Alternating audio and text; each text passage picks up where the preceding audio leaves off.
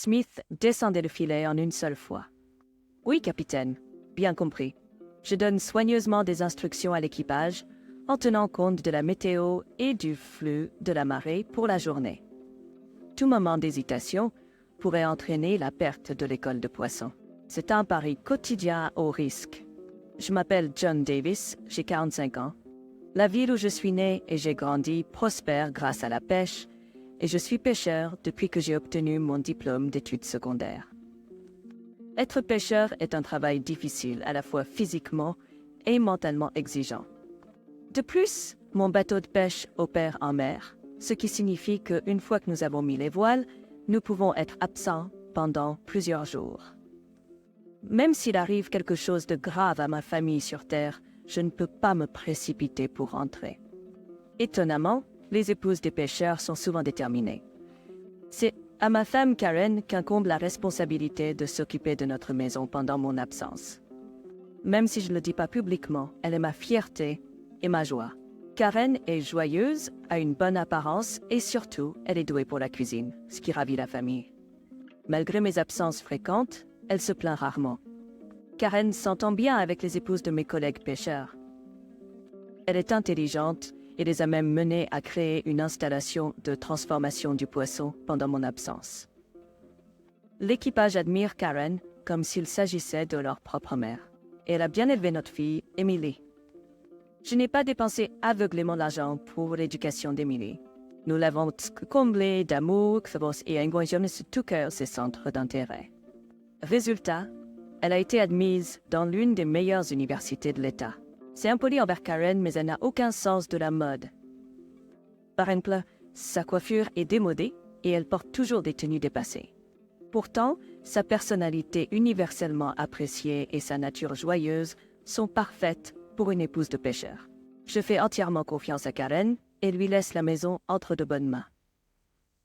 Cet hiver, Emily se prépare aux examens d'entrée dans une université très compétitive. Honteusement, ni Karen ni moi ne nous sommes jamais préoccupés du niveau d'éducation et nous n'avons jamais connu les rigueurs des examens universitaires.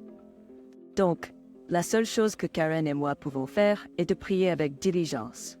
Karen, qui ne peut pas rester assise ou debout, va dans différentes églises et achète des amulettes. Elle les attache toujours au sac d'Emily. « Maman, si tu mélanges autant de choses, même Dieu sera confus, » dirait Emily, grognant mais souriant heureusement. Nous souhaitons sincèrement une bonne santé à Emily et qu'elle réussisse ses examens. 2 semaines avant l'examen, pendant que j'étais en train de pêcher, j'ai passé mon temps d'attente à chercher sur mon téléphone. Je regardais de nombreux sites sur l'état d'esprit des parents des candidats aux examens et sur ce que les parents devraient soutenir. En regardant de nombreux sites, j'ai été surpris de voir à quel point chaque parent mettait d'efforts. Les lire m'a rendu nerveux. Puis c'est arrivé. Inopinément, j'ai reçu un appel d'Emily elle-même. Qu'elle m'appelle au lieu de Karen était inhabituel, indiquant quelque chose de sérieux. Je demandais ce qui s'était passé. « Emily, c'est rare que tu m'appelles. Qu'est-ce qui se passe? Papa, que dois-je faire? Quelque chose de terrible est arrivé. » Maman a laissé une note et a quitté la maison. Je n'arrive pas à croire qu'elle soit partie avant tes examens. Karen ne ferait jamais quelque chose comme ça. C'est vrai. Maman est partie. Tout en réconfortant Emily profondément bouleversée, je ressentais un tumulte en moi. Karen, qui accorde plus d'importance à la famille qu'à quiconque, a quitté la maison. J'ai eu de la chance que cela se soit produit le dernier jour de pêche et la journée a été exceptionnellement bonne pour la pêche. Je ne peux dire à personne le fait que Karen soit partie, quoi qu'il arrive. J'ai rapidement inventé des excuses pour l'équipage et mon bateau est retourné précipitamment au port.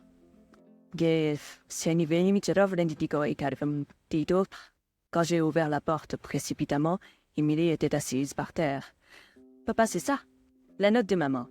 Bouleversée, Emily m'a tendu un morceau de papier froissé. En effet, dans l'écriture soignée de Karen, il y avait une note qui disait « Merci pour tout et au revoir ». Emily a expliqué qu'elle l'avait trouvée dans la poubelle. J'ai regardé autour de la pièce glaçante. Prenant tout cela en compte, est-ce que Karen est partie précipitamment? La pièce est laissée en désordre. Et n'est-ce pas étrange? Maman est si organisée, elle ne laisse jamais la pièce en désordre en sortant. Oui, tu as raison. C'est pas son genre, ai-je répondu. Emily et moi avons attendu anxieusement toute communication de Karen, mais ce jour-là, elle n'est pas revenue. Le matin est arrivé sans sommeil. J'ai contacté des proches, mais il n'y avait pas de nouvelles de Karen. Nous avons déposé un rapport de personnes disparues à la police et avec Emily, avons attendu que Karen revienne. C'est de ma faute. J'étais tellement irritée par l'examen. Pendant l'examen, j'ai été submergée et je l'ai pris sur ma mère. Ce n'est pas vrai. Karen a toujours été mon plus grand soutien. Et dans un état de panique, j'ai pris le rôle de mère d'Emily, j'ai décidé de rester à elle. C'était la première fois arrêtée de pécher. Même après le décès de mes parents, j'ai expliqué la situation à l'équipage et je me suis assurée qu'ils comprenaient les circonstances. Ça, ne pas prendre la mer n'était pas seulement mon problème, signifiait que l'équipage perdrait leur gagne-pain. Je savais que je ne devrais pas le faire en tant que capitaine, mais je ne pouvais pas laisser Emily seule sur Terre sans Karen. En début d'après-midi, l'un de mes membres d'équipage, Smith, s'est précipité chez moi. « Capitaine, est-il vrai que Madame Karen a disparu ?» Smith, un membre d'équipage qui prévoyait de commencer son propre bateau ce printemps, a demandé. Il est venu chez moi dès qu'il a entendu la situation, réconfortant la triste Emily. Mais c'était pas tout. Inquiet pour Karen et pour le capitaine absent, Smith s'est porté volontaire pour agir en tant que capitaine temporaire. Il l'a fait pour le bien-être de la vie quotidienne de l'équipage, et j'étais reconnaissant d'avoir un subordonné aussi fiable. Tout en soutenant Emily dans ses études juste avant les examens, je devais aussi gérer des tâches ménagères peu familières. Non seulement faire la vaisselle, mais aussi faire la lessive et cuisiner étaient des tâches difficiles. Heureusement, grâce à l'enseignement minutieux de Karen à Emily, j'ai pu apprendre tout en étant guidée par ses mains incertaines. Je ne pouvais m'empêcher de me demander si Karen faisait toutes ces choses innombrables chaque jour. J'ai réalisé à quel point je m'étais appuyée sur Saint-Hilès. « Karen, s'il te plaît, reviens. Emily et moi ferons de notre mieux, alors s'il te plaît, montre ton visage. » J'ai appelé à plusieurs reprises dans ma tête, mais il n'y avait toujours aucune trace de sa disparition. Et alors que Karen restait introuvable, le jour de l'examen est enfin arrivé. Tout en accompagnant la découragée Emily et en se préparant à quitter la maison un peu plus tôt, quelque chose d'inattendu s'est produit. Il était encore tôt le matin, vers 6 heures, quand quelqu'un est venu chez nous. Nous nous sommes demandé qui cela pouvait être à une heure aussi matinale, alors nous avons ouvert la porte. À notre grande surprise, il y avait un policier portant un masque et Karen avec des bandages autour de la tête. « Maman !» Emily s'est exclamée, à moitié folle, en s'approchant de Karen et en la serrant fort dans ses bras comme pour confirmer la présence de sa mère. Tout en réconfortant le dos sanglotant d'Emily, Karen, couverte de blessures, a également éclaté en larmes. En regardant les deux, j'ai doucement essuyé les larmes avec mes doigts. Je m'excuse pour l'heure matinale.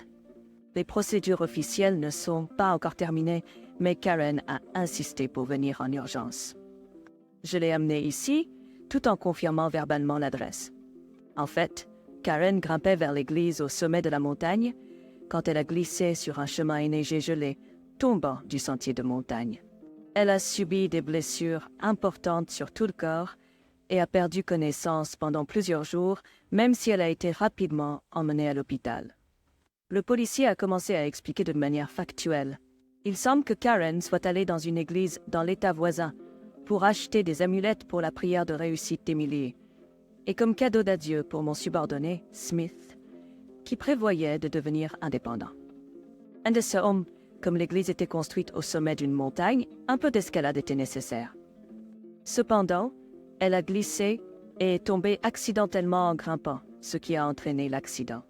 Même ainsi, elle a réussi à attraper une branche en tombant, réduisant l'impact de la chute. Heureusement, il y avait un passant derrière elle, et elle a été rapidement secourue par l'équipe de sauvetage.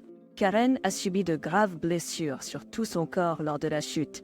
Elle a perdu son smartphone et son portefeuille en tombant. Elle a été immédiatement emmenée à l'hôpital, mais il était difficile d'identifier les informations personnelles de Karen car ses affaires n'ont pas été retrouvées. De plus, les événements malheureux ont continué. Même si Karen a repris conscience en toute sécurité une semaine plus tard, l'impact sur sa tête lors de la chute était important, entraînant une perte de mémoire temporaire.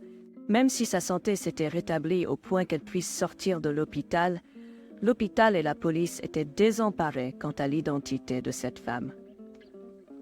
De même à début des examens d'entrée à l'université. À tous les étudiants qui passent les examens, faites de votre mieux. À ce moment-là, lorsque les nouvelles à la télévision ont été diffusées, soudainement, comme si elle avait eu une révélation, elle a commencé à parler. Examinateur, examen d'entrée à l'université, l'examen commun. Emily m'attend. Je dois la soutenir. Inquiet de voir Karen répéter ces mots comme dans le Doors, médecin a contacté la police. Dans la précipitation, ils ont emmené Karen à l'adresse qu'elle a fournie, révélant la vérité derrière cet incident de disparition. La nuit dernière, il semble que la police ait essayé d'appeler chez nous aussi.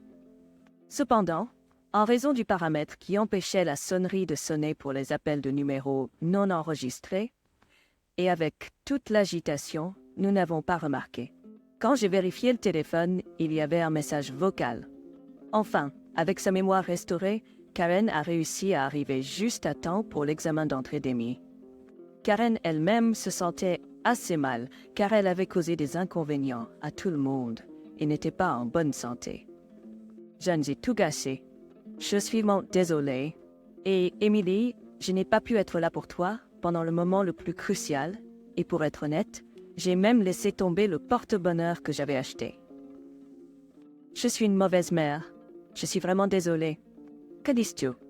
Ta présence est mon porte-bonheur. Tu es l'ange gardien de notre maison. Alors, à partir de maintenant, ne quitte pas la maison sans nous le dire. D'accord? En parlant, Karen et Emily éclatent en larmes. L'officier de police acquiesce en pleurant.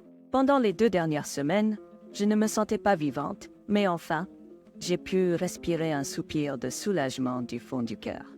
Vraiment, ma femme est vraiment reconnaissante envers la police et le personnel de l'hôpital pour s'être occupé d'elle.